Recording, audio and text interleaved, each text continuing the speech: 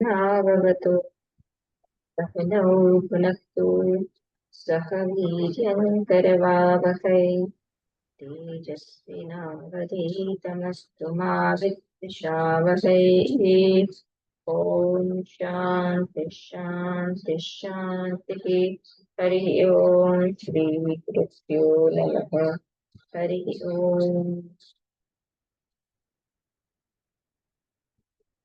ॐ सहस्रशीर्षा पुरुषः सहस्राक्षः सहस्रपात् स भूमिर्विश्रुतो वृत्वा अत्यतिष्ठत्तशाङ्कुलम् पुरुष एवेदगुं सर्वम् यच्छ्च धव्यम् तामृतत्वशेषाणः यदन्येनाधिरोहति एतावानस्य महिमा अतो ज्यायागुष्यपूरुषः पादोऽस्य विश्वाभूतानि त्रिपादस्यामृतञ्जीवी।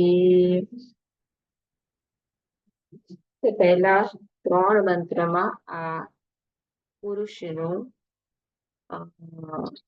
વિરાટ પુરુષનું વર્ણન કરવામાં આવે છે, એનો મહિમા ગાવામાં આવે છે અને પછી ચોથા શ્લોકથી કેવી રીતના આ વિરાટ પુરુષમાંથી જ સમગ્ર વિશ્વ નું સર્જન થયું એની ચર્ચા ચાલુ થશે. આપણે પહેલા ત્રણ મંત્રો ઉપર આજે ફોકસ કરીશું. પહેલો મંત્ર આપણે જોયો છે સહસ્ર શીર્ષા પુરુષ. આ પુરુષ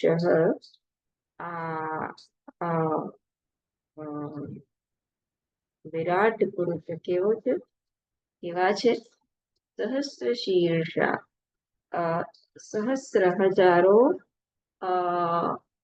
માથા ધરાવનારા, હજારો શીર્ષ ધરાવનારા, એટલે કે દરેક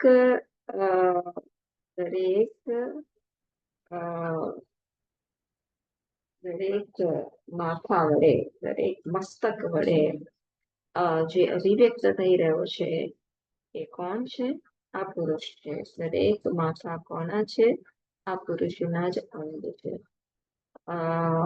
તો પછી એક કીડીનું મસ્તક હોય કે આપણું હોય કે હાથીનું હોય, આ લોકમાં કોઈક જીવનું હોય કે કોઈક અન્ય લોકમાં હોય, એ દરેક વિરાટ પુરુષ જ છે, એના જ અંગો છે. સહસ્રાક્ષ સહસ્રપાદ, આ દરેક આંખ વડે, મારી આંખ, તમારી આંખ વડે કોણ અભિવ્યક્ત થઈ રહ્યું છે? આ વિરાટ પુરુષ. દરેક આંખ, આ પુરુષને કેટલી આંખ છે? સહસ્રાક્ષ, એટલે આ દરેક આંખ આ પુરુષના જ અંગ છે. અસહસ્રપાદ, દરેકના પગ, આ બધાના ચરણ જે છે એ કોના ચરણ છે? આ પુરુષના જ ચરણ છે, એટલે પુરુષના જ અંગ છે. ભૂમિ વિશ્વતો વૃત્વા, એ આ ભૂમિને, આ વિશ્વને, વિશ્વતઃ બધી બાજુથી વૃત્વા વ્યાપ્ત કરીને રહેલો છે. એટલે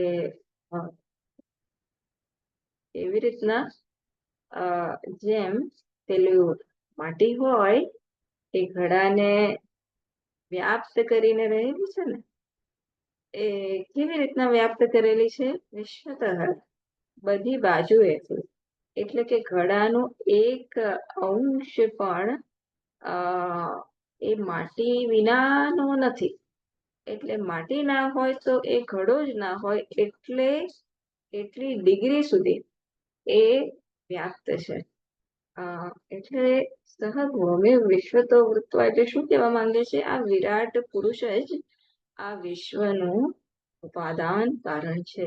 આ વિરાટ પુરુષ ના હોય તો આ વિશ્વના બધા તત્વો જેનો આપણે અનુભવ કરીએ છીએ એ ના હોઈ શકે. જેમ સોના વિના ઘરેણું ના હોઈ શકે, એમ આ વિરાટ પુરુષના અસ્તિત્વ વગર આ સર્વ વિશ્વ પોસિબલ નથી.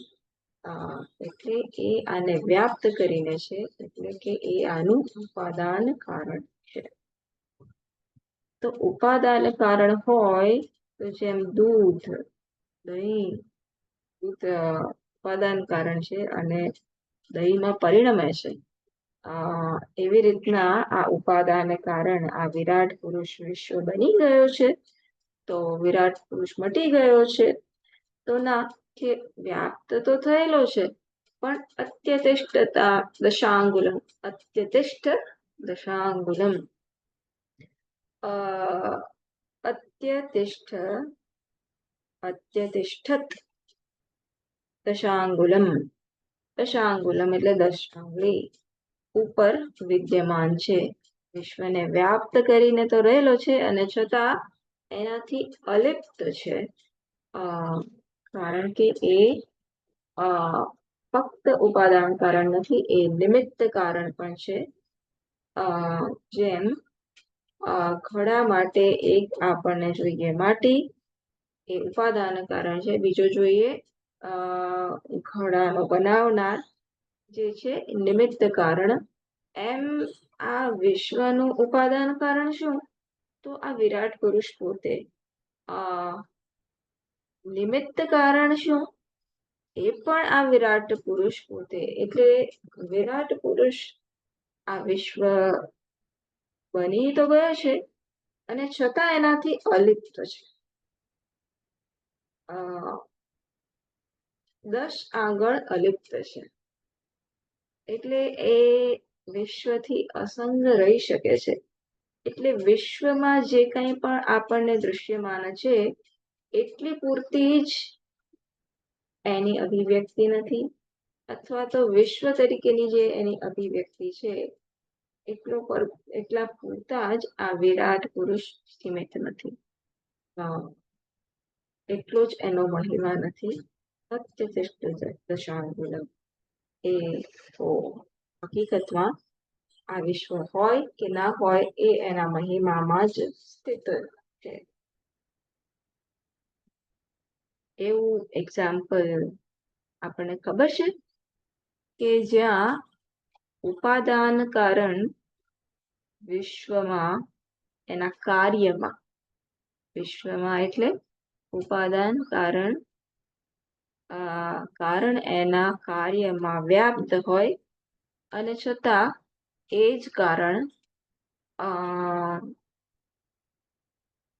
અલિપ્ત હોય.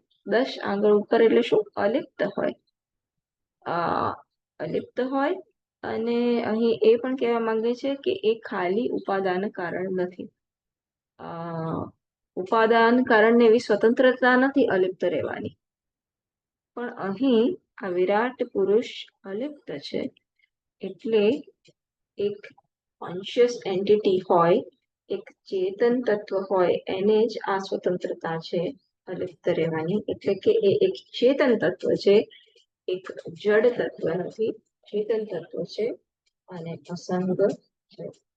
એ નિમિત્ત કારણ છે, ઇન્ટેલિજન્ટ કોઝ એ સંગ છે. તો આપણા જીવનમાં, આપણા વ્યવહારમાં આવું આપણે જોઈએ છે કોઈ કારણ કે જે ઉપાદાન કારણ પણ હોય અને નિમિત્ત કારણ પણ હોય.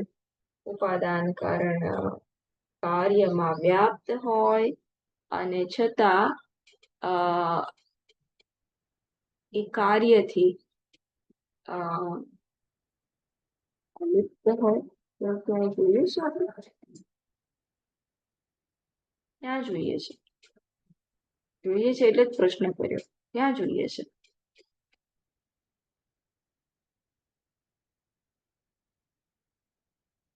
એક્ઝામ્પલ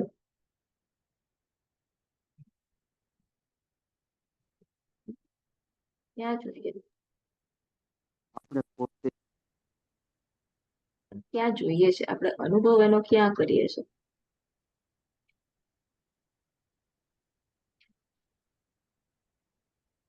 તો જ્યારે એ કહે છે કે સદભૂમિ વિશ્વ તો વૃત્તા ઉપાદાન કારણ. અત્યતિષ્ઠ દશાંગુલમ એટલે એ નિમિત્ત કારણ પણ છે, ઉપાદાન કારણ પણ છે. તો કહેવાનું તાત્પર્ય એ છે કે આ વિરાટ પુરુષ અભિન્ન નિમિત્ત ઉપાદાન કારણ છે. એટલે ઉપાદાન કારણ પણ છે, નિમિત્ત કારણ પણ છે. એટલે એક જ તત્વ બંને કારણ છે. તો એ અભિન્ન એવું નથી કે ઉપાદાન કારણ નિમિત્ત કારણથી જુદું હોય આ સિચ્યુએશનમાં. અને માટે આ વિરાટ પુરુષ એ એક અભિન્ન ઉપાદાન નિમિત્ત કારણ છે, જે આ સમગ્ર વિશ્વને વ્યાપ્ત કરીને પણ છે અને સમગ્ર વિશ્વનો રચયિતા પણ છે.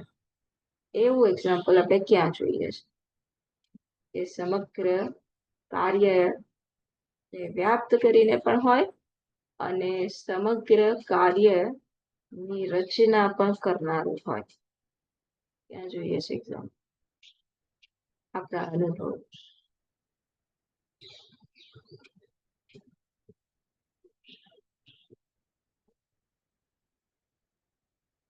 સ્વપ્નમાં જોઈએ છે. સ્વપ્નમાં સ્વપ્ન જગત આખું સ્વપ્નમાં મેં ગઈકાલે જોયું કે હું પુરુષ સૂક્તનું લેક્ચર આપું છું. અને આપું છું લલિતભાઈ આપને આપું છું, કામિની બેનને આપું છું, મુકેશભાઈને આપું છું. સ્વપ્ન જોયું મેં. એ મારા સ્વપ્નનું આ જગત એનું કોન્ટેન્ટ, એનું તત્વ શું હતું? ત્યાં મુકેશભાઈ આવીને બેઠા હતા, ત્યાં લલિતભાઈ આવીને બેઠા હતા, ત્યાં કામિની બેન આવીને બેઠા હતા. અને એ વક્તવ્ય શું હતું, એ ક્રિયા શું, એ હું પોતે પણ કોણ હતી, એ મારી જ અભિવ્યક્તિ હતી ને. હું જ કામિની બેન રૂપે અભિવ્યક્ત થતી હતી ને સ્વપ્નમાં. એટલે સ્વપ્નમાં કેવી રીતના એક પાત્રો હું જે ઉપાદાન કારણ હતી એનાથી વ્યાપ્ત હતું, અને છતાં હું કેવી હતી સ્વપ્નમાં? સ્વપ્નનો કર્તા, સ્વપ્નનો રચયિતા, આ બધાથી સંગ હતો કે નહીં? પહેલું તો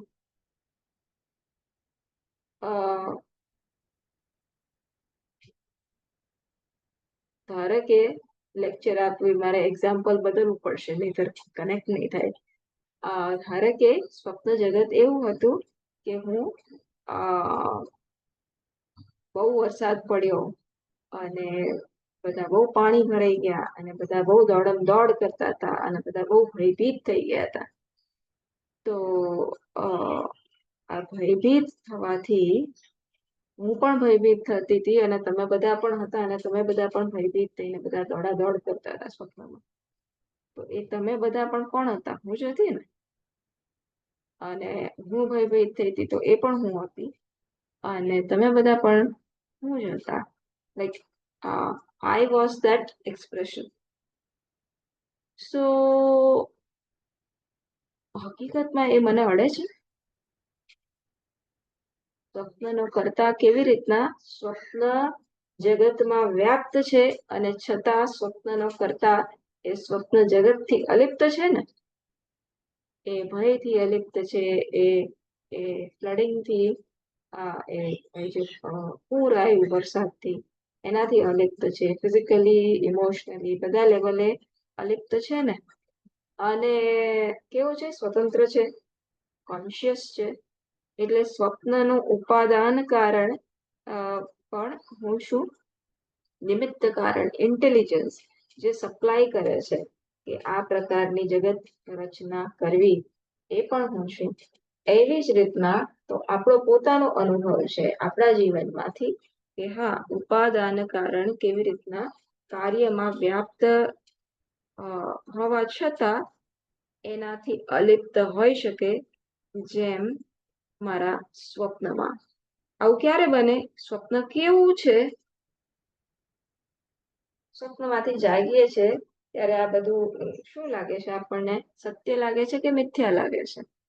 મિથ્યા લાગે છે કે હા, સ્વપ્ન કાળમાં આની મને પ્રતીતિ થતી હતી. સ્વપ્ન કાળ દરમિયાન મને આ સાચે સાચું પણ લાગતું હતું, પણ શું આ હકીકતમાં સત્ય હતું? સ્વપ્નમાં હું જે ભયભીત થઈ ગયો હતો, એ હું જાગ્યા પછી એ ભય મારો રહે છે. શું સમજુ છું કે આ તો મારો ખોટો ભય હતો. આ હકીકતમાં આ બધું હતું જ નહીં, અને તો આ વાસ્તવિક હતું નહીં, તો મારો ભય પણ વાસ્તવિક નથી. અને જેવો હું ઉઠું છું, જેવો હું જાગું છું, એવી રીતના ત્યારે હું સમજુ છું કે આ સ્વપ્ન તો વાસ્તવિક નહોતું. અને તો સ્વપ્નમાં જે કંઈ પણ થયું, જેના કારણે મને જે પણ લાગણીઓ જન્મી, એ પણ એને પણ કોઈ સ્થાન રહેતું નથી. મને કોઈએ સમજાવવું નથી પડતું. હા, કદાચ નાનું છોકરું હોય અને એને સ્વપ્ન આવ્યું હોય અને સ્વપ્નમાંથી જાગે, અને તો થોડીક હજુ ઇફેક્ટ એને રહી શકે. પણ એને ત્યારે માતા સમજાવે છે કે ના ના બેટા, આ તો સપનું છે. ધીરે ધીરે એ બાળક પોતે જ એ સમજે છે કે ના ના, સ્વપ્નમાં જે હોય છે એ એ જાગ્યા પછી એ રહેતું નથી. માટે સ્વપ્નમાં જે જોઈએ છે એ સાચું નથી. મારી બેન હતી, ઓન અ લાઇટર નોટ, એ નાની હતી ત્યારે એને ઘણીવાર એવું સ્વપ્ન આવતું હતું. શું કે એને તાવ આવે ને ત્યારે આવું સપનું આવે કે મારા ઉપર ઘણા બધા જાંબુ પડ્યા અને હું જાંબુથી દટાઈ ગઈ, અને એવી રીતના ભયભીત થઈ જાય. હા, સ્વપ્ન આવે તો આવા આવવા જોઈએ કે જાંબુથી દટાઈ જાય. પણ એ જાગ્યા પછી એ શું સત્ય રહેશે? ના. અને એ સમજાવવા પણ રહેવું પડે છે. ના. એ જ કે એ મિથ્યા છે, કારણ કે આપણે સંમત છે કે એ મિથ્યા છે. જગતનું, એ સ્વપ્ન જગતની શું કહેવાય, સત્તા, એની સત્તા અલગ હતી. આ જાગ્રતની સત્તા અલગ છે, સ્વપ્નની સત્તા અલગ છે. એવું આ વૈશ્વિક જાગ્રત, એની સત્તા કેવી છે? એની સત્તા આ જાગ્રતથી પણ અલગ છે ને. જાગીને જોવું તો જગત દિશે નહીં. કયા જાગવાની વાત કરે છે? આ જગત અત્યારે જે આપણે જાગી રહ્યા છે એમાંથી પણ હું જાગું. જે સત્યના વિષયમાં હું ઊંઘું છું, એ સત્યના વિષયમાં હું જાગું. કે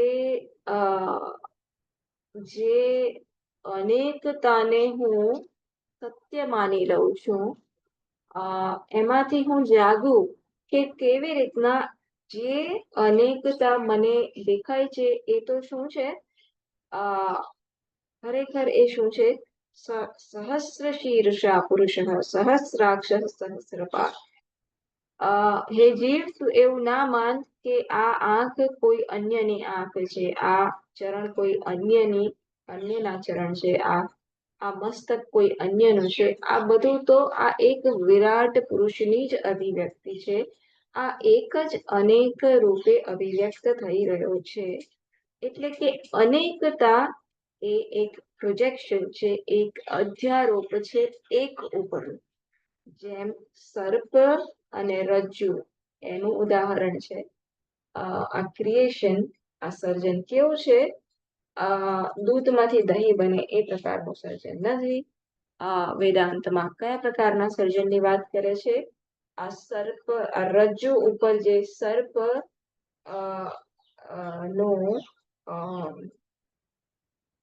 નો અત્યારોપ થાય છે, એ પ્રકારનો અધિષ્ઠાન અત્યારોપનો સર્જન છે. એટલે કે it appears, the jagat appears, the creation appears as many, it is not many. Creation has not become many. જગત ઈશ્વર જગત બની નથી ગયો, ઈશ્વર જગત તરીકે અભિવ્યક્ત થાય છે. એટલે એક એપિયરન્સ છે, એક પ્રોજેક્શન છે, એક અધ્યારોપ છે. શેના ઉપર? જ્યાં અધ્યારોપ હોય,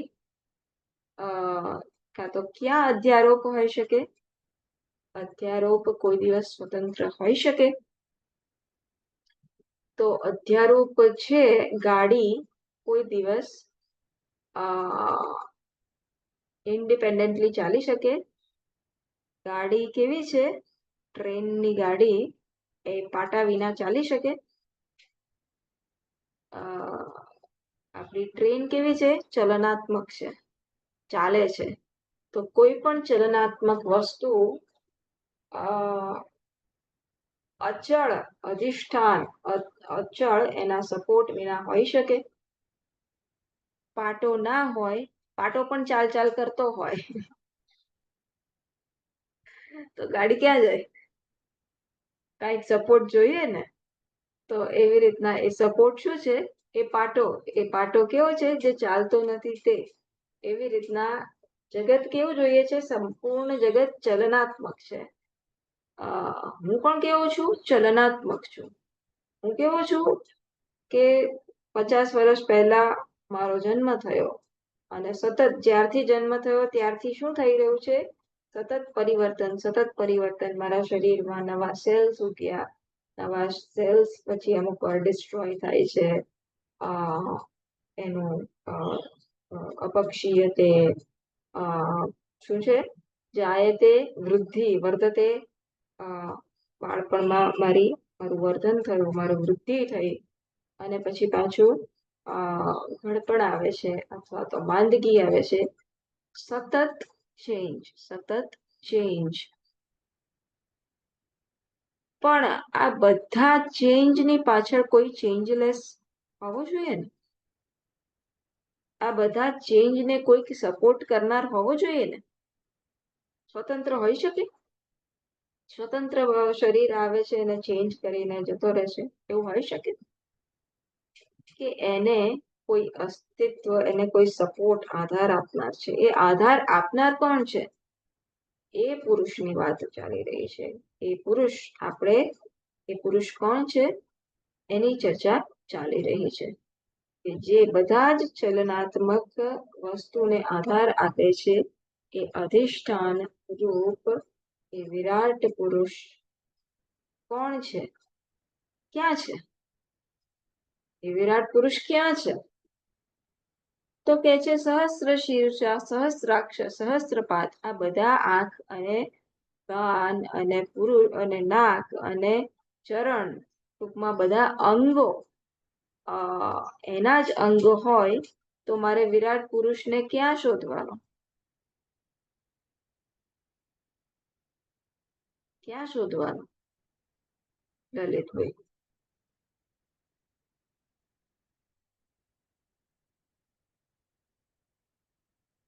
ક્યાં શોધવાનું? મારામાં પણ તમારામાં નથી? તમારામાં છે, તમારામાં છે તો મારામાં નથી? કામિની બેનમાં નથી? પેલા જીવડામાં નથી? મચ્છરમાં નથી? ડેન્ગ્યુના મચ્છરમાં? બધામાં જ છે. એટલે આ વિરાટ પુરુષ ક્યાં નથી? એકે જગ્યા એવી નથી કે જ્યાં આ વિરાટ પુરુષ વ્યાપ્ત નથી. તો હું જે કંઈ પણ જોઉં છું, શું છે પેલી ફ્રેઝ? જ્યાં જ્યાં નજર મારી ઠરે, ત્યાં ખબર નહીં એ આનું જ છે ને, પણ જ્યાં જ્યાં નજર મારી ઠરે ત્યાં એક હરિની જ અભિવ્યક્તિ દિશે. મેં મારું બનાવી કાઢ્યું પાછળ, જે પણ હશે. પણ જ્યાં પણ હું જેનો પણ સંપર્ક કરું છું, એ આ હરિથી અલગ છે? એ આ નારાયણથી અલગ છે કઈ? નારાયણ એ અધિષ્ઠાન છે જે ચેન્જલેસ છે, જે ચેન્જિંગ નથી. એ આ નારાયણ છે, એ આ હરિ છે. અને એ ચેન્જિંગ એલિમેન્ટ કે જે આ મસ્તક તરીકે, આંખ તરીકે, ચરણ તરીકે હું જેનો સંપર્ક કરું છું, એ હકીકતમાં એનું અધિષ્ઠાન આ વિરાટ પુરુષ, આ નારાયણ છે. આ રીતના આપણે સમજવાનું છે. આ રીતના આપણે વિરાટ પુરુષને ક્યાં જોવાનો છે?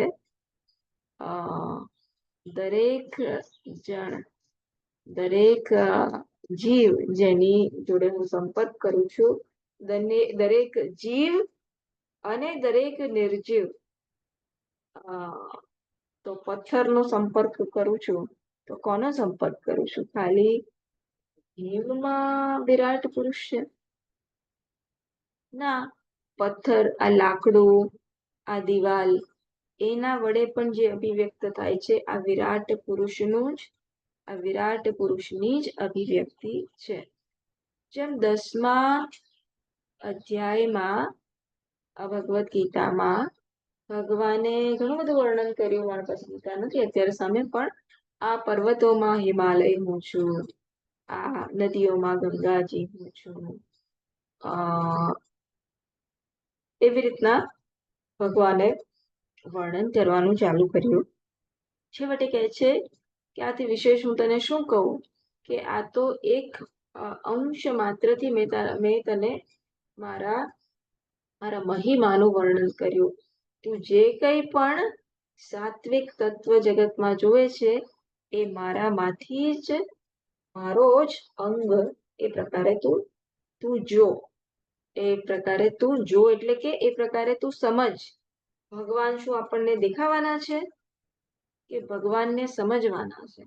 ભગવાનને સમજવાના છે. આ વિરાટ પુરુષને સમજવાના છે. વિરાટ પુરુષ શું આપણને દેખાશે? ના, આપણે સમજવાનું છે કે આ બધી જે વસ્તુઓ અભિવ્યક્ત થાય છે, આ આકાશ, આ અંતરિક્ષ, આ પૃથ્વી, એ રીતના જે અભિવ્યક્ત થાય છે એ રૂપે કોણ અભિવ્યક્ત થઈ રહ્યું છે? એ આ વિરાટ પુરુષ અભિવ્યક્ત થઈ રહ્યો છે. એ સમજમાં આવશે. પ્રતીતિ તો આપણને જે પ્રતીતિ થાય છે એ જ થાય છે, પણ એ પ્રતીતિ દ્વારા કોઈ અન્ય વસ્તુ કે આકાશ કે કોઈ અન્ય વસ્તુ કે પૃથ્વી એવું નથી. એ પ્રતીતિ દ્વારા હું જેનો સંપર્ક કરું છું એ આ એક ઈશ્વર જ છે. એ સમજનો વિષય છે. તો આ સમજ ઉપર આપણે આવવાનું છે કે વોટ ઇઝ ઈશ્વર. ઈશ્વરને સમજવાનું છે. આ સહસ્ત્ર શીર્ષ આપણે જેનો પણ સંપર્ક કરીએ છીએ એ ઈશ્વરનો જ સંપર્ક કરીએ છીએ. ઈશ્વરને ક્યાં શોધવાના છે? ઈશ્વર ક્યાં છે, ઈશ્વર ક્યાં નથી? એનો આન્સર શું છે? ઈશ્વર ક્યાં છે એનો આન્સર છે ઈશ્વર ક્યાં નથી. એટલે કે ઈશ્વર સિવાય અન્ય જ્યારે કશું હોય જ નહીં, તો ઈશ્વર ક્યાં છે એ પ્રશ્ન અસ્થાને છે. ઈશ્વર ક્યાં નથી, જે પણ છે એ ઈશ્વર છે. વોટ ઇઝ ઈશ્વર, જે છે એ ઈશ્વર જ છે. આ ઈશ્વર આખા જગતને વ્યાપ્ત કરીને તો છે જ, અને છતાં 10 આંગળી એનાથી ઉપર રહીને છે, અસંગ છે.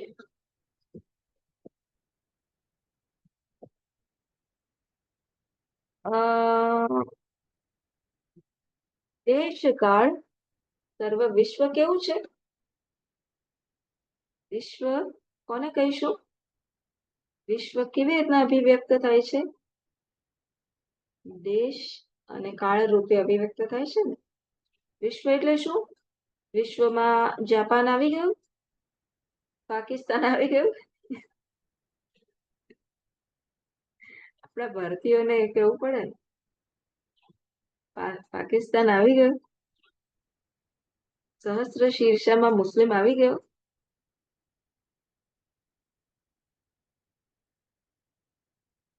વિરાટ પુરુષમાં મુસ્લિમ આવી ગયો. જે પુરુષ મુસ્લિમ છે, ક્રિશ્ચિયન છે, એ આવી ગયા.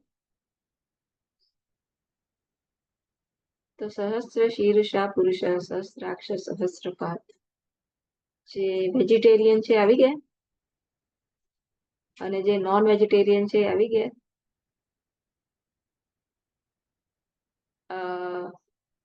તો આ કોને પડકારવાના છે? આપણા ખ્યાલ અને આપણા ગમા અણગમા, કે જે માનસિક રીતના આપણા ગમા અને અણગમા હોય છે, કે જેના કારણે આપણે અન્યતા ઊભી કરીએ છીએ. હા, અન્યતા છે એક સ્તરે, કે હું શાકાહારી છું, અન્ય માંસાહારી છે, અને તો દેખીતી રીતના એને હું રેસ્ટોરન્ટમાં જઉં તો વેજીટેરિયન રેસ્ટોરન્ટમાં જ હું જઈશ, નોન વેજીટેરિયન રેસ્ટોરન્ટમાં નહીં જઉં. આ બધા નિયમો હું પાડીશ, પણ સમજ શું રાખું? નિયમોમાં બાંધછોડ કરવાની વાત નથી, પણ કઈ સમજ સાથે હું નિયમો પાડું, કે મારે આ મારા ધર્મનું પાલન, મારા નિયમોના પાલનના રૂપમાં હું શાકાહારી છું. કેમ? અહિંસાના પાલન માટે હું શાકાહારી છું. એ માંસાહારી છે, ઠીક છે, હું એનો શું કહેવાય કે એને રાઈટ અને રોંગ એ બધામાં નથી પડતો, પણ સાથે સાથે એ પણ ઈશ્વર ની અભિવ્યક્તિ છે, એટલો રિસ્પેક્ટ રાખીને, મારા અન્ડરસ્ટેન્ડિંગમાં રિસ્પેક્ટ રાખીને આગળ ચાલું. તો એવી રીતના વિશ્વ કેવી રીતના અભિવ્યક્ત થાય છે? અમેરિકા પણ એ વિશ્વનો અંગ ખરો કે નહીં? અને ભારત પણ અંગ ખરું કે નહીં? અને પાકિસ્તાન પણ અંગ ખરું કે નહીં? જ્યારે ઓપરેશન સિંદૂર ચાલતું હતું તે વખતે આ કહેવાનું. ટૂંકમાં દેશ અને કાળ એની મર્યાદા છે આ પુરુષમાં. ના, દેશ અને કાળની મર્યાદા નથી, એટલે કોઈ એક દેશમાં સીમિત છે, કે ખાલી ભારત દેશમાં વિરાટ પુરુષની અભિવ્યક્તિ છે અને અમેરિકામાં નથી, કે કેનેડામાં નથી, કે ઓસ્ટ્રેલિયામાં નથી, કે પાકિસ્તાનમાં નથી. દરેક દેશમાં, દરેક સ્થળે આ વિરાટ પુરુષની અભિવ્યક્તિ છે, અને દરેક કાળમાં, એટલે અત્યારના કાળમાં પણ અને પહેલાના કાળમાં પણ આ વિરાટ પુરુષની અભિવ્યક્તિ છે. તો 1947માં જે ભારત પાકિસ્તાન છૂટું પડ્યું અને જે બધું માહોલ અવ્યવસ્થા થઈ, એમાં પણ આ વિરાટ પુરુષની અભિવ્યક્તિ હતી, અને અત્યારે પણ છે.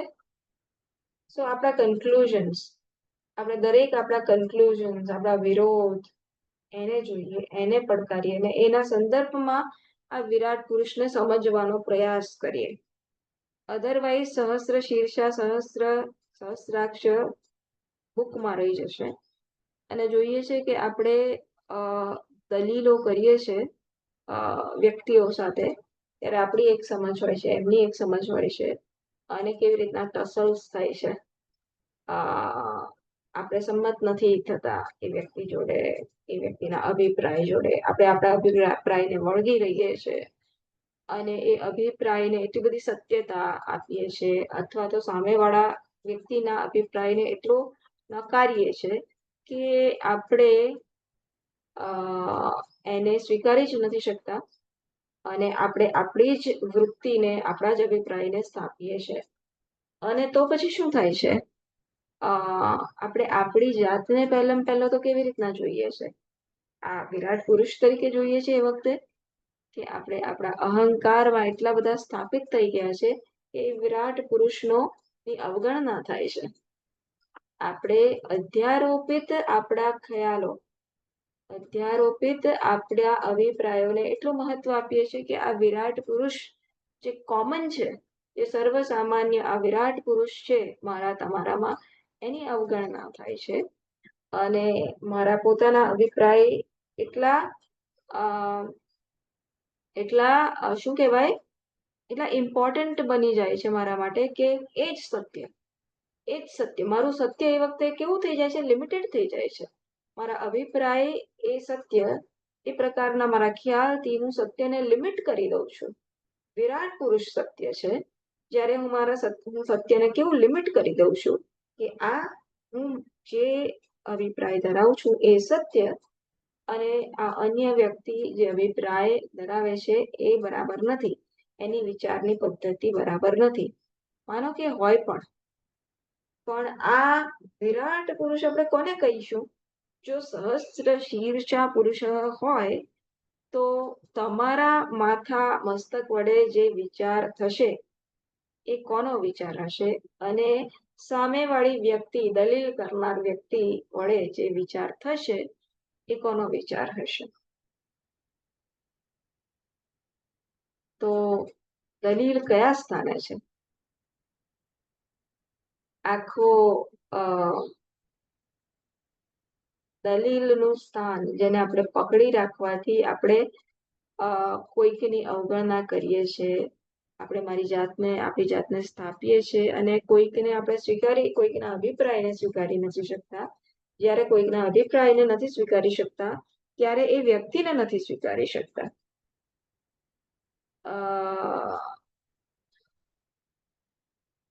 તો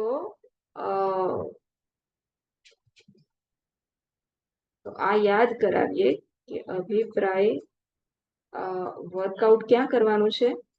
અહીં વર્કઆઉટ કરવાનું છે કે હું બધાનું ઇન્ક્લુઝન કરું. કેવી રીતના ઇન્ક્લુઝન કરીશ? આ સમજથી કે સહસ્ત્ર શીર્ષા પુરુષ, તો પછી આ પુરુષ તરીકે જ બધામાં અભિવ્યક્ત વિરાટ પુરુષ થઈ રહ્યા છે. તો એનો મતલબ કે બધાની વિચાર સરણી પણ એની જ અભિવ્યક્તિ છે. વિચારો પણ એક અધ્યારોપ છે. સર્વ અભિપ્રાયો પણ અધ્યારોપ છે. એટલે હા, વ્યવહાર કાળે હું જરૂર જે કરવાનું હોય એ કરું, પણ એને એટલી બધી જનૂન જે આપણામાં થઈ જાય છે ને ઘણી વાર, આમ જ અને આ નહીં જ, જેના કારણે આપણે વ્યક્તિઓનો સ્વીકાર નથી કરી શકતા, એ જનૂનને હવે હું બાજુ કરું. અને ત્યારે હું મારી જાતને અહંકારના લેવલે હું નહીં જોઉં.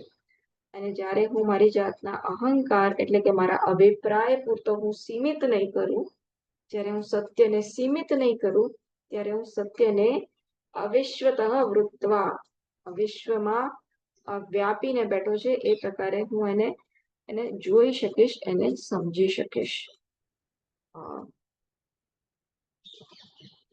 તો આ પુરુષ, વિરાટ પુરુષ, આ પ્રકારે કોઈ દેશ, કાળ કે કોઈ અવસ્થામાં મર્યાદિત નથી. એ તો સર્વસામાન્ય છે. સર્વસામાન્ય ઉપાદાન અને નિમિત્ત કારણ જે સર્વ વિશ્વને સત્તા અને સ્ફૂર્તિ આપનાર અધિષ્ઠાન છે, એ આ વિરાટ પુરુષ છે. પછી બીજા મંત્રમાં કહે છે પુરુષ એવ ઇદમ સર્વમ. હકીકતમાં આ જે કંઈ પણ છે એ પુરુષની જ અભિવ્યક્તિ છે, કે પછી પુરુષ જ છે. પુરુષ એવ ઇદમ સર્વમ, પુરુષ જ છે. સેકન્ડ મંત્રમાં કીધું પુરુષ જ આ સર્વમ છે. જે મુંડક ઉપનિષદમાં કહે છે પુરુષ એવ ઇદમ સર્વમ ઇદમ વિશ્વમ. પુરુષ એવ મુંડકો આરે યાદ.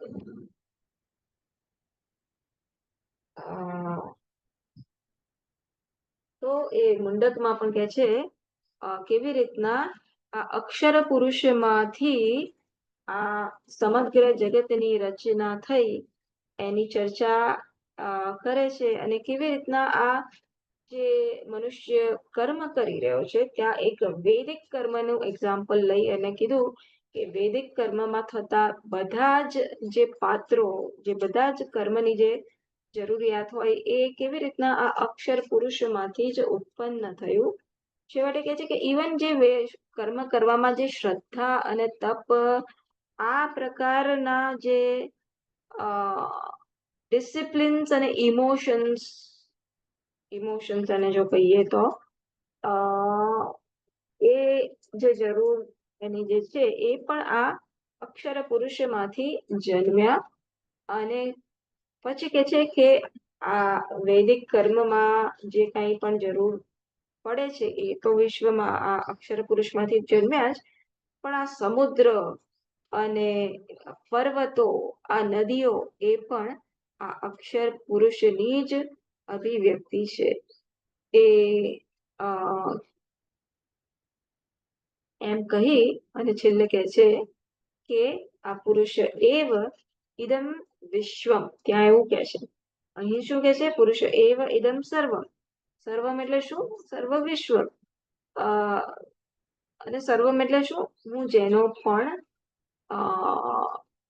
સંપર્ક કરું છું તે. આ વધારે ક્લોઝ છે. સર્વમ એટલે શું? બધું જ.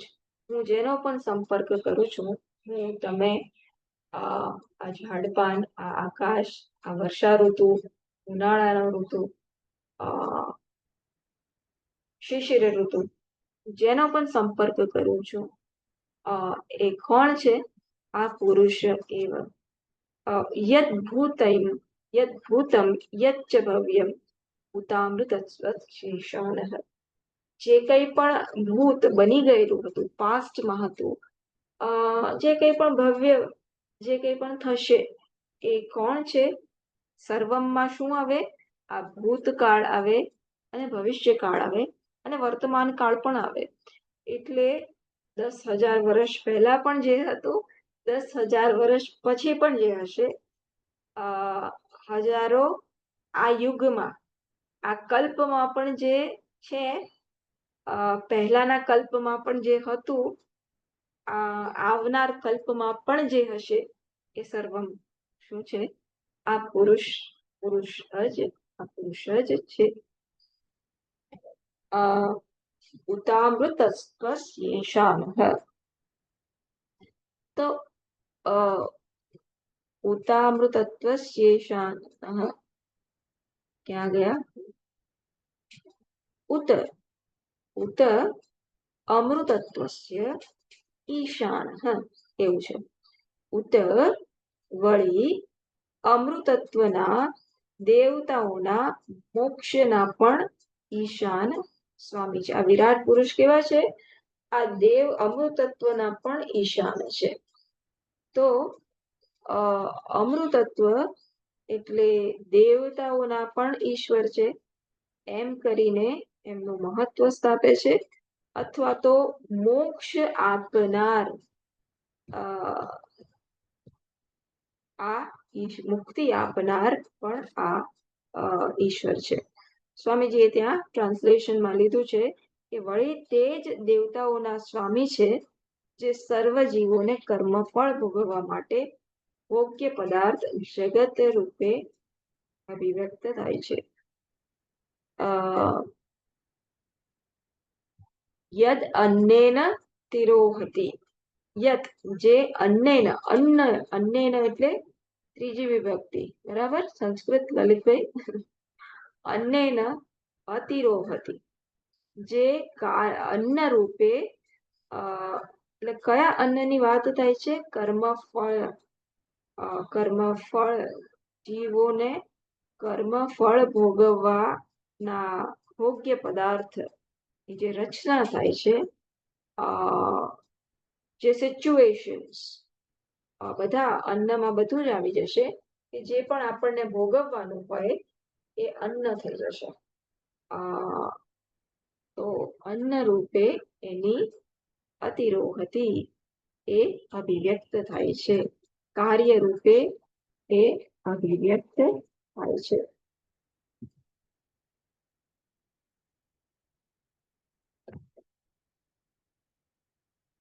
તો અમૃતત્વના ત્યાં બે અર્થ કર્યા.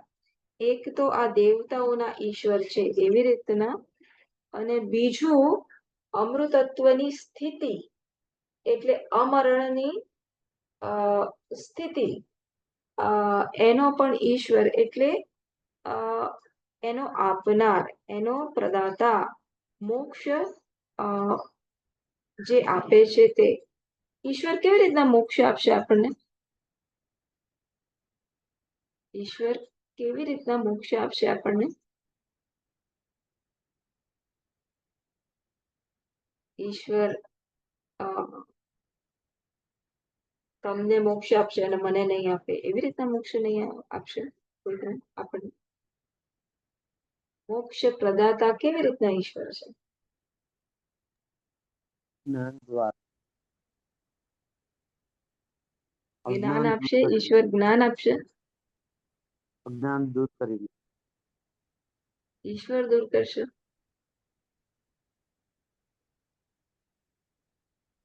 અજ્ઞાન કોણ દૂર કરશે?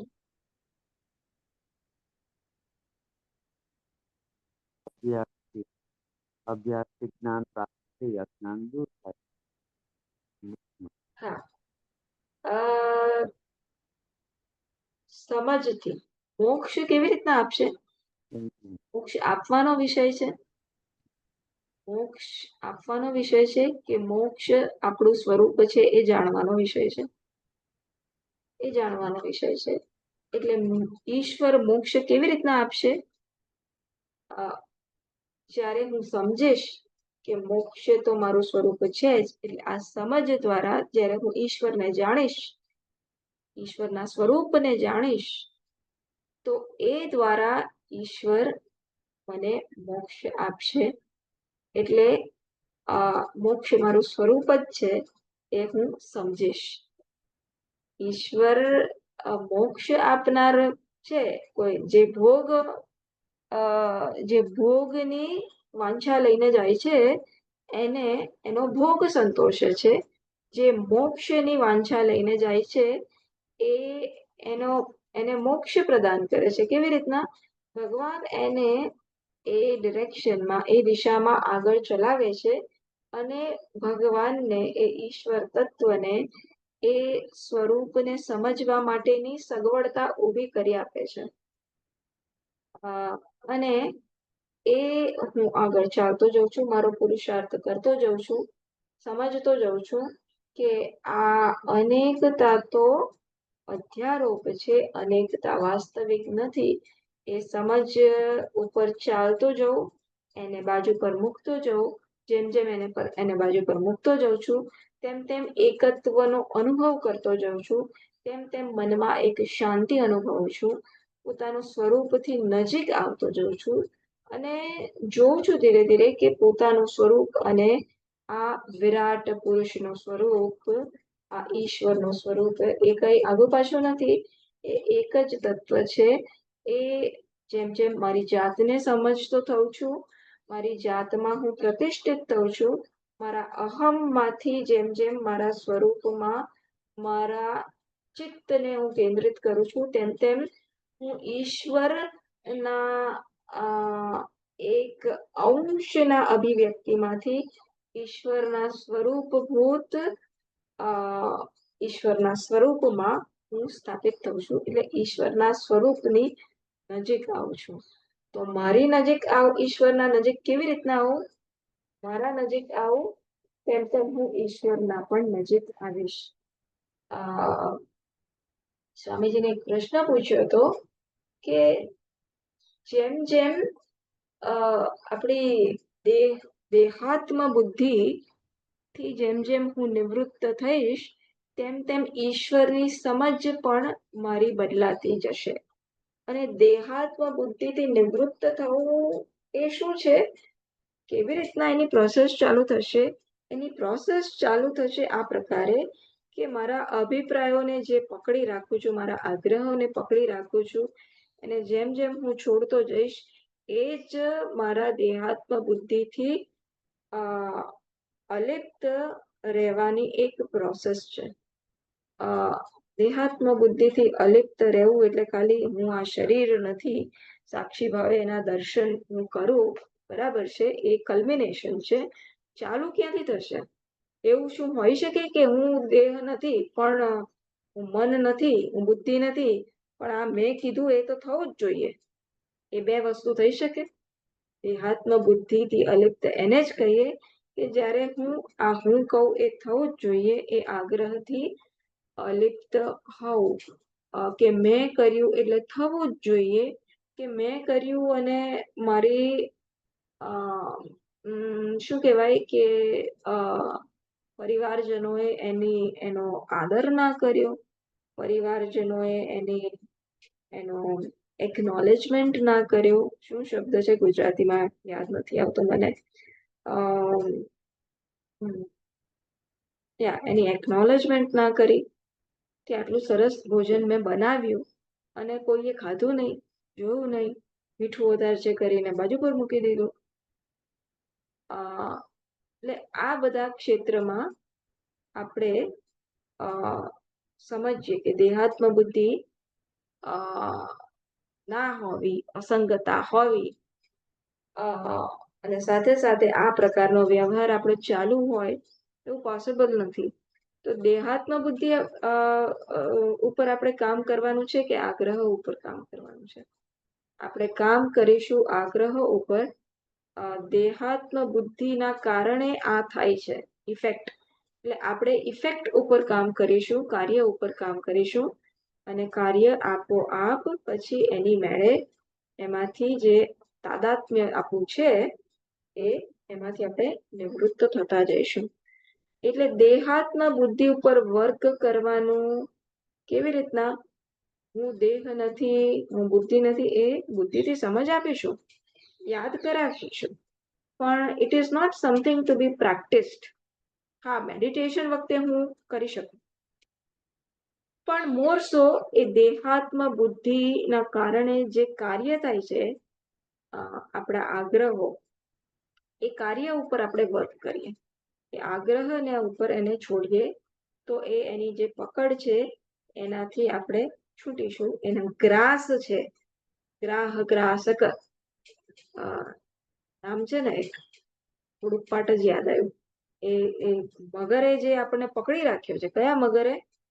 આપણા આગ્રહો, આપણા અભિપ્રાય રૂપી મગરે આપણને પકડી રાખ્યો છે. તો એ આપણા આગ્રહ રૂપી મગરથી આપણે છૂટીએ, કે આ જ સત્ય, એ આગ્રહથી છૂટીએ તો શું થશે?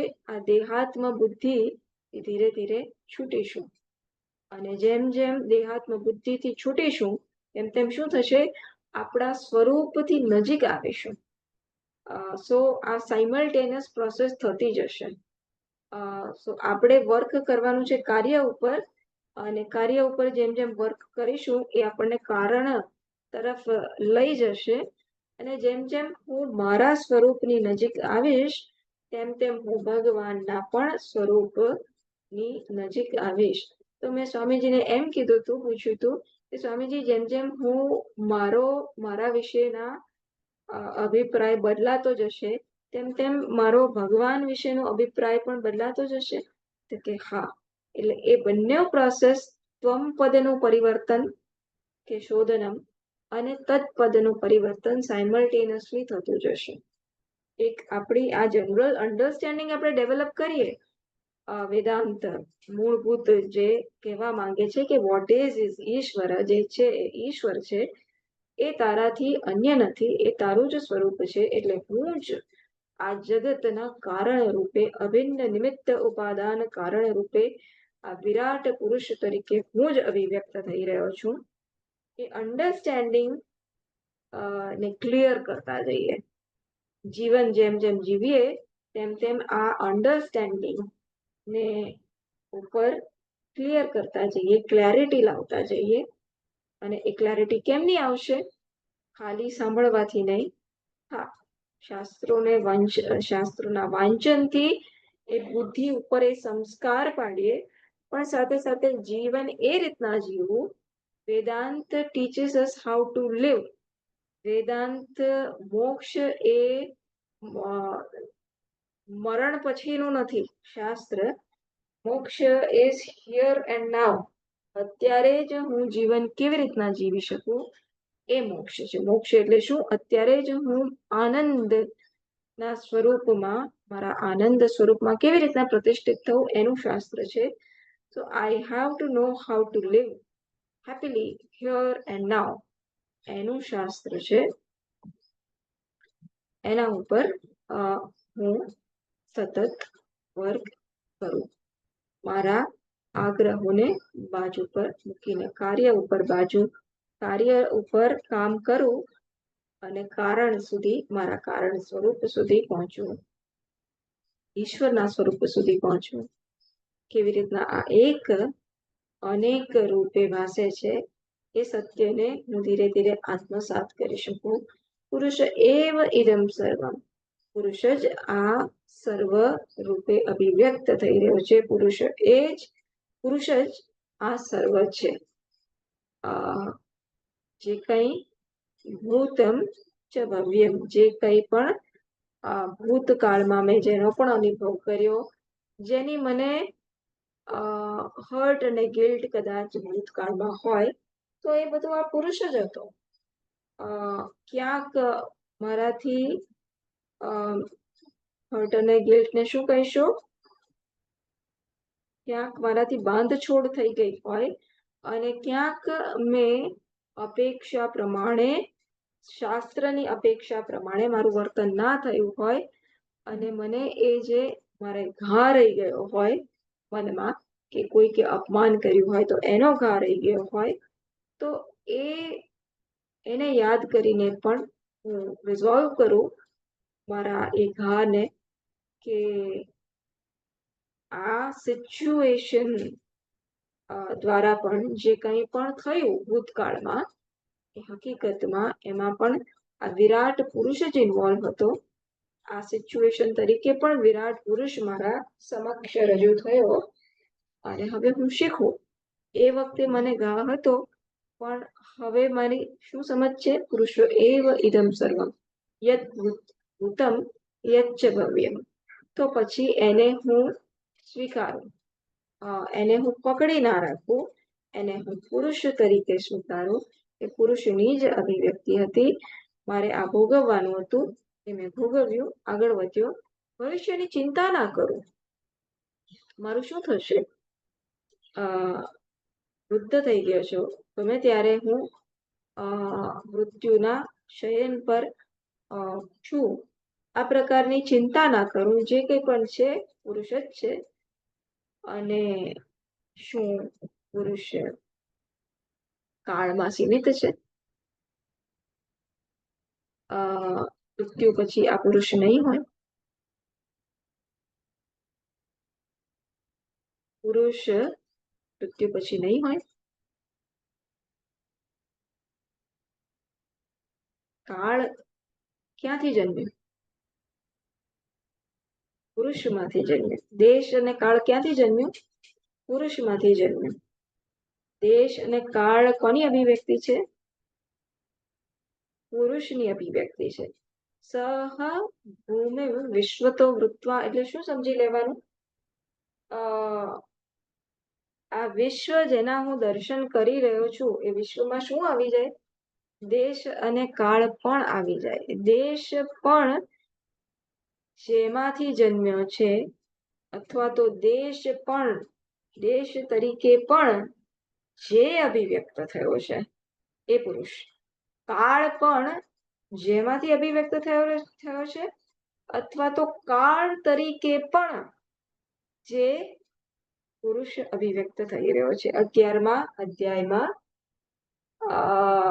વિશ્વ રૂપ વિરાટ સ્વરૂપનું દર્શન અર્જુન કાળ સ્વરૂપ દેખાડે છે ભગવાન, અને અર્જુન ભયભીત થઈ જાય છે. ભગવાન આપ કોણ છો?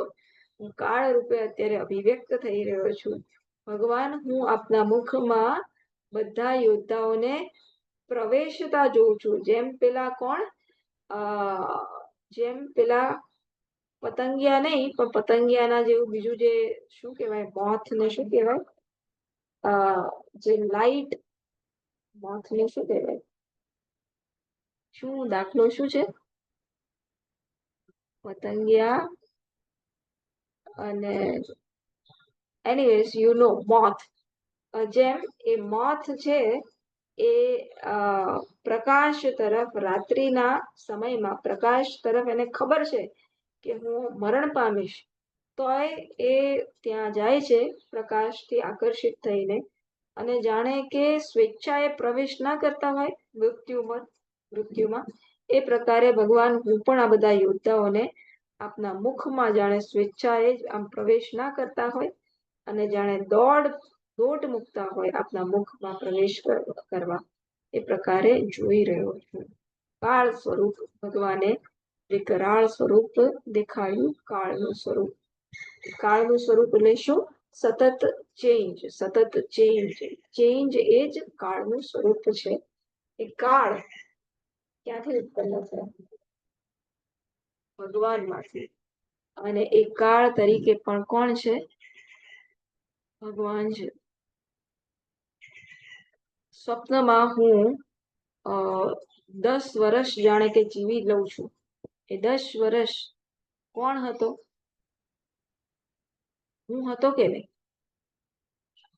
જે પણ અનુભવ થાય છે, જો એ હું જ હોઉં તો સ્વપ્નના 10 વર્ષ એ હું જ હતો ને.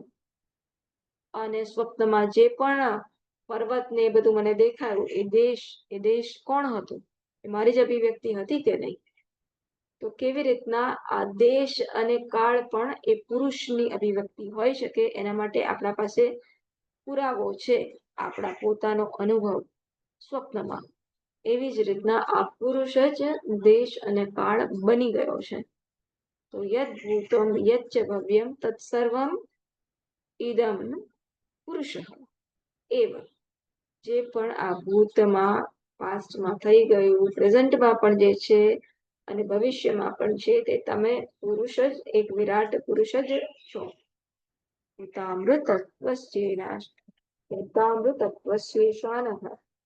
તમે અમૃતત્વના ઈશાન છો. તમે આ દેવોના પણ ઈશ્વર છો. એટલે સ્વર્ગ આપનાર પણ તમે છો અને સાથે સાથે અમૃતત્વમાં જે સ્થાપિત છો, પોતાના સ્વરૂપમાં, અમરણ સ્વરૂપમાં જે સ્થાપિત છો, જે પ્રતિષ્ઠિત છો, એ પણ તમે જ છો. અમૃતત્વ આપનાર પણ તમે છો અને દેવતાઓનું સ્થાન આપનાર, સ્વર્ગ આપનાર પણ તમે છો. મારે ઓસ્ટ્રેલિયા જવું હોય, સ્વર્ગ જવું હોય એટલે શું? અત્યારના લેંગ્વેજમાં સ્વર્ગ ઓસ્ટ્રેલિયા જવું છે કે અમેરિકા જવું છે કે ચંદ્ર ઉપર જવું છે. તો આ પ્રકારના આપણને કોઈક કર્મફળ જોઈતા હોય તો એ આપનાર પણ તમે છો અને મોક્ષ આપનાર પણ તમે છો. કેવી રીતના? યદ અન્નેન અતિરોહતિ. જે એ જ પરમાત્મા આ અન્નના રૂપમાં જાણે કે અવતર્યો છે. અન્નના રૂપમાં આપણા જીવનમાં પ્રવેશ્યો છે અને અન્નના રૂપમાં, ભોગ્ય પદાર્થના રૂપમાં આપણે એમનો સંપર્ક કરીએ છીએ. તો અન્નના રૂપમાં, ભોગ્ય પદાર્થના રૂપમાં આપણે ઈશ્વરનો સંપર્ક કરીએ છીએ.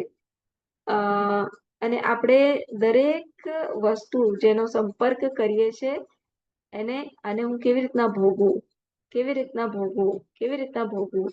જાંબુ જોઉં છું તો મારે ખાવું છે. કેવા મીઠા હશે? એવો વિચાર નથી આવતો કે આ ભગવાનની કેવી અભિવ્યક્તિ, કેવા સુંદર સુંદર ફળો, કેવો રસ એમણે જાગૃત કર્યું છે. પહેલી શું વૃત્તિ આવે છે? કશી પણ જગતમાં હું જોઉં છું, ભોગ્ય વૃત્તિ આવે છે. તો ભોગ્ય વૃત્તિ ને રિપ્લેસ કરીને મારે પૂજ્ય બુદ્ધિ કરવાની છે. તો આ સમજવું કે આ પુરુષ જ સર્વ છે, ભૂત અને ભવ્ય.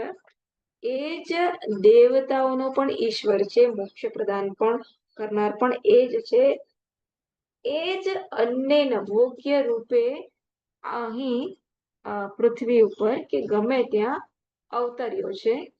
તો કોણ અન્ન ભોગ્ય પદાર્થ રૂપે કોણ છે મારા સમક્ષ? ઈશ્વર. તો હું ભોગ્ય પદાર્થનો સંપર્ક કરું છું કે ઈશ્વરનો સંપર્ક કરું છું? ઈશ્વરનો સંપર્ક હું કરતો હોઉં તો એને મારે ભોગ્ય તરીકે જોવાનો કે પૂજ્ય તરીકે જોવાનો? કે હવે જે કંઈ પણ સંપર્ક કરું છું એને ભોગનો પદાર્થ તરીકે હું ના જોઉં, એમાં હવે હું પૂજ્ય બુદ્ધિ સ્થાપું. કારણ કે આ તો ઈશ્વર જ આ અન્ન રૂપે અવતર્યો છે, આ ભોગ્ય પદાર્થ રૂપે અવતર્યો છે. તો હું છેતરાઈ ના જઉં, હું જોઉં જાણે કે ઈશ્વર અને જીવ જોડે સતત સંતા કુકડી ચાલી રહી છે, થપ્પો રમીએ છે. ઈશ્વર સંતાઈ જાય છે કયા રૂપે? આવી રીતના ભોગ્ય પદાર્થ રૂપે. અને આ પ્રકારે જગતમાં સંતાઈ ગયો છે. અને આપણે ઈશ્વરને શોધી કાઢવાના છે. આપણે અંજાઈ નથી જવાનું, જગતના પદાર્થોથી અંજાઈ નથી જવાનું. એની પાછળના સત્યને આપણે જોવાનું છે. આપણે અહીં સમાપ્ત કરીશું. ખાલી ત્રીજા મંત્રનો મીનિંગ કહી દઉં, એનું આપણે વિશ્લેષણ નેક્સ્ટ ટાઈમ કરીશું. એતાવાનસ્ય મહિમા, આવો જે ઈશ્વર ભૂત ભવિષ્ય અને વર્તમાન કાળ તરીકે પ્રવર્તમાન છે, આપણી સમક્ષ અભિવ્યક્ત છે. આવો જે મહિમા છે, આ જે પુરુષનો મહિમા છે, એનાથી પણ અધિક આ એનો મહિમા છે. આનું ટ્રાન્સલેશન જ વાંચી જોઉં. આવો ભૂત ભવિષ્ય અને વર્તમાન રૂપે જે કાંઈ છે તે આ પુરુષનો જ મહિમા છે. આ પુરુષનો જ મહિમા છે. એતાવાનસ્ય મહિમા અતઃ જ્યાયા ગુંશ્ચ પુરુષ, પણ આ વિરાટ પુરુષ તો એનાથી પણ અધિક છે. આ પુરુષનો જ મહિમા છે. અને વાસ્તવમાં તો પુરુષ પોતે આ એના મહિમાથી પણ અધિક વધીને છે, એનાથી પણ અધિક છે. પાદોશ્ચ વિશ્વાભૂતાની, આ સમગ્ર વિશ્વ, આ બધા જ ભૂત, બધા જ સજીવ અને નિર્જીવ આ પુરુષનું એક પાદ માત્ર છે. જાણે કે એક અંશની અભિવ્યક્તિ છે. ત્રિપાદસ્યામૃતમ દિવી, પણ એના બીજા 3 પગ, એટલે એનો મેજોરિટી ઓફ ભાગ, એટલે કે એક અંશ, ધારો કે 4 અંશની કલ્પના કરીએ તો એક અંશ માત્ર વિશ્વ રૂપે અભિવ્યક્ત થાય છે, જ્યારે 3 અંશ તો અમૃતત્વ દિવીમાં છે, સ્વર્ગમાં છે, અથવા તો 3 ચરણ એના તો પોતાના સ્વરૂપમાં સ્થિત છે. એટલે કે સાયમલ્ટેનિયસલી આ ઈશ્વર વિશ્વ રૂપે અભિવ્યક્ત થાય છે અને પોતાના સ્વરૂપમાં પ્રતિષ્ઠિત છે. એવું ક્યારે હોય? જ્યારે એ સર્પ અને રજ્જુ જેવું રિલેશનશિપ હોય. સાયમલ્ટેનિયસલી રજ્જુ પોતાના સ્વરૂપમાં સ્થિત છે અને એક અંશ રૂપે સર્પ રૂપે અભિવ્યક્ત થાય છે. અધિષ્ઠાન અધ્યારોપનો આ સંબંધ સમજાવી રહ્યું છે આ ત્રીજો મંત્ર, અને આપણે નેક્સ્ટ ટાઈમ જોઈશું. આનું ટ્રાન્સલેશન, આ પુરુષનો એક પાદ જ આ સર્વ જીવો, આ પુરુષનો એક પાદ છે, જ્યારે એના 3 પાદ તો અવિનાશી છે અને પ્રકાશમય સ્વરૂપમાં પ્રતિષ્ઠિત છે. ઓમ પૂર્ણમદ પૂર્ણમિદં પૂર્ણાત પૂર્ણમુદચ્યતે પૂર્ણસ્ય પૂર્ણમાદાય પૂર્ણમેવાવશિષ્યતે. ઓમ શાંતિ શાંતિ શાંતિ. હરિ ઓમ શ્રી ગુરુભ્યો નમઃ. હરિ ઓમ. હરિ ઓમ. હરિઓમ. હરિ ઓમ. હરિ ઓમ.